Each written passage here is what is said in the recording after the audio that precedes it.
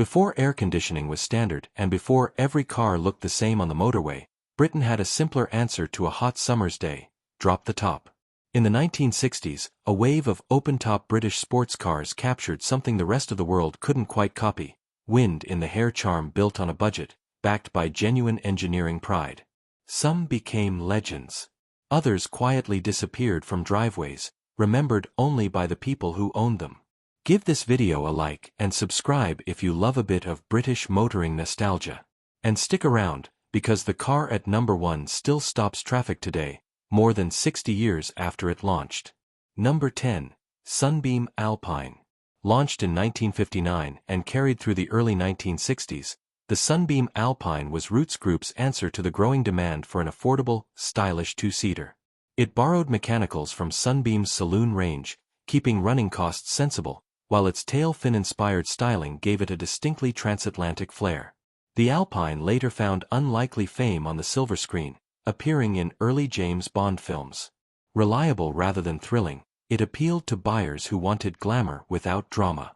Around 69,000 were built across its production run. It wasn't the fastest convertible in Britain, but it looked like a movie star parked outside the chip shop.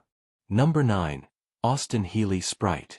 The original Frog Eye Sprite arrived in 1958 and rolled into the new decade with its cheeky headlamp eyes and tiny footprint intact. Designed as a genuinely affordable sports car for young drivers, it stripped away anything unnecessary. No exterior boot lid, no fuss, just a nimble little roadster. Later MK2 versions smoothed out the styling but kept the same spirit alive. It was the car a mechanic's apprentice could actually afford. Well over 129,000 Sprites were sold across the model's lifetime. Small, simple, and impossible not to smile at, the Sprite made sports car ownership a reality for ordinary Britain. Number 8. Morris Minor 1000 Convertible. Alec Isagonis's Morris Minor had already become a national institution by the 1960s, and the convertible version added a dose of seaside charm to a famously sensible car. Underneath, it kept the same dependable engineering that made the Minor a fixture of British life: simple suspension, an economical engine, and a build quality that shrugged off decades of daily use. It wasn't marketed as a sports car, and nobody expected it to be one. Families used it for caravan holidays and Sunday drives to the coast. Convertible versions made up a modest but steady slice of the Minor's enormous production run, with tens of thousands built through the decade. It wasn't glamorous, but folding the roof back turned an ordinary errand into a proper occasion. Number 7. Triumph Herald 13 of 60 Convertible. Introduced in the early 1960s and refined into the 1360 by 1967, the Triumph Herald convertible offered something rare for its price: a separate chassis, tight turning circle, and a soft top roof that actually sealed properly. Styled by Giovanni Michelotti, it looked far more expensive than it was, with crisp, elegant lines that outclassed many rivals. Buyers liked that it was easy to maintain at home, with body panels that could be unbolted individually for repair. It became a favorite of driving schools and first-time car owners alike. Herald production across all body styles topped 500,000, with the convertible carving out a loyal following of its own. Practical underneath, pretty on top, the Herald convertible proved you didn't need money to look sharp. Number 6. MG Midget. Launched in 1961 as a close cousin to the Austin Healey Sprite, the MG Midget carried the octagon badge into the affordable sports car segment with real conviction. It offered sharper styling than its Healey sibling, along with the kind of nippy handling that made even a trip to the shops feel like a rally stage. Engine capacity grew steadily through the decade, giving later models a genuine turn of pace. Students and young professionals queued up for one. Over 225,000 Midgets were eventually built across its long production life. It was small enough to park anywhere and cheeky enough that everyone remembered seeing one. Number 5. Austin Healey 3000. The Big Healey arrived in 1959 and dominated the early to mid-1960s as one of Britain's most muscular sports cars. Powered by a robust six-cylinder engine, it combined genuine straight-line pace with rugged build quality that made it a favorite on rally stages across Europe. Its long bonnet and low stance gave it real road presence, and it backed that look up with performance to match. Work-centered Healeys claimed serious rally honors during the decade, cementing the car's reputation far beyond Britain's shores. Just under 43,000 were built before production ended in 1967. Loud, quick, and built like a tank, the big Healey earned its reputation the hard way.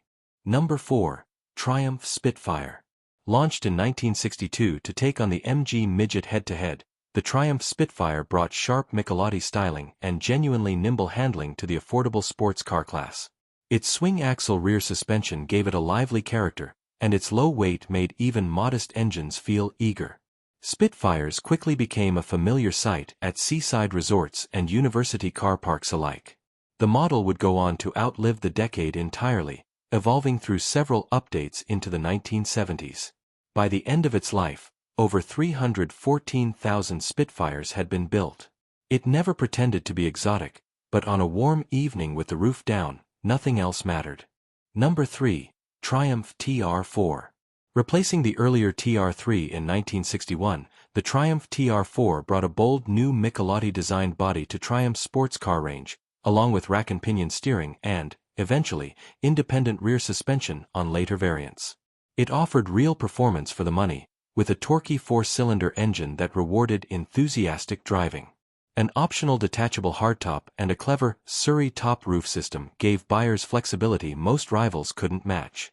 The TR line continued evolving through the TR5 and into the TR6, staying popular right through the decade and beyond. TR4 production alone reached around 40,000 units, with the wider TR family selling in far greater numbers still.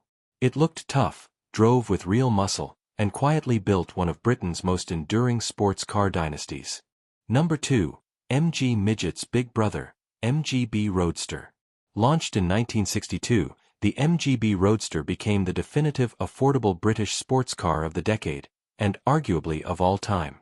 It struck a rare balance: modern monocoque construction, comfortable long-distance manners, and sports car looks that never went out of style. Unlike many of its rivals, the MGB was genuinely usable every day, with a boot big enough for a proper holiday and an engine happy to cruise for hours. It sold strongly not just in Britain but across the Atlantic, becoming one of the best-selling sports cars ever exported to America. By the end of the 1960s alone, well over 250,000 MGBs had already found homes worldwide. Comfortable enough for the school run, sporty enough for a summer road trip, the MGB simply got everything right. Number 1. Jaguar E-Type. When the Jaguar E-Type launched in 1961, Enzo Ferrari himself reportedly called it the most beautiful car ever made, and 6 decades on, few would argue. Its impossibly long bonnet, curvaceous flanks, and race-derived engineering delivered genuine 150 mph performance at a fraction of the price of anything comparable. The convertible roadster version became the poster car of the decade, instantly associated with glamour, wealth, and freedom. Owned by film stars, musicians, and racing drivers, it turned Jaguar into a global name overnight. Around 72,500 E-Types were built across its entire run, with 1960s Series 1 Roadsters remaining among the most sought-after classic cars in the world today. It didn't just define the 1960s, it's still turning heads on the road right now. Taken together, these 10 convertibles sold not because they were the fastest or the most expensive, but because they captured a feeling: freedom, simplicity, and a British knack for making something beautiful out of very little. They were the cars people saved up for, borrowed from an older brother, or dreamed about while stuck in a saloon car in the rain. Whether humble or exotic, they all shared one thing: a roof that came down and a decade that never really stopped smiling. If you'd like to dive deeper into the stories behind Britain's classic cars, click through and explore our other videos on iconic UK motoring history. Don't forget to like, subscribe, and leave a comment sharing which of these convertibles you'd love to own, or which one your family had. Thanks for watching, and I'll see you in the next video.